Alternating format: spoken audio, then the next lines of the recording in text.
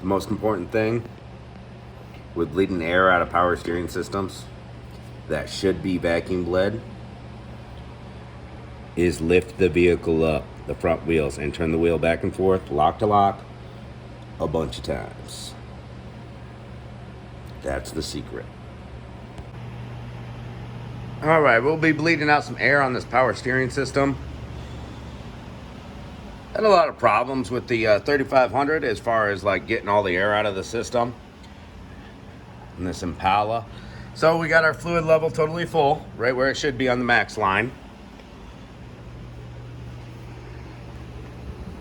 And let's go ahead and get this air out of the system. You're supposed to vacuum bleed these ones, but I understand that most people don't have a vacuum bleeder.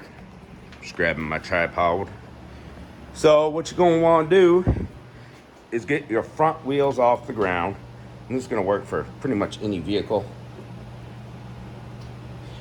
And between these steps, be checking your power steering fluid level. Make sure it's full with the car off. We're gonna turn the steering wheel lock to lock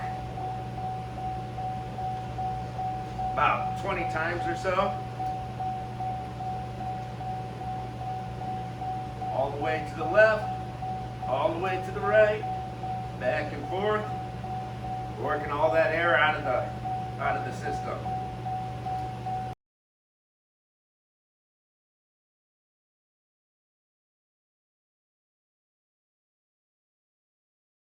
All right, let's check our fluid level here.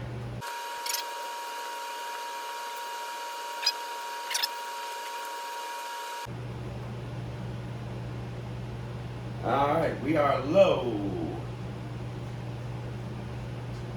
So that got a bit of power steering fluid, or a bit of air out of the power steering fluid. Let's add a little more.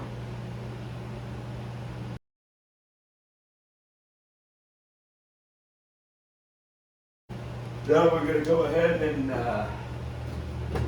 start it up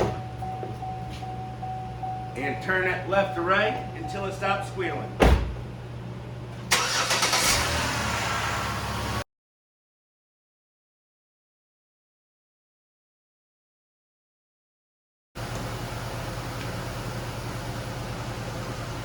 It's not squealing no more.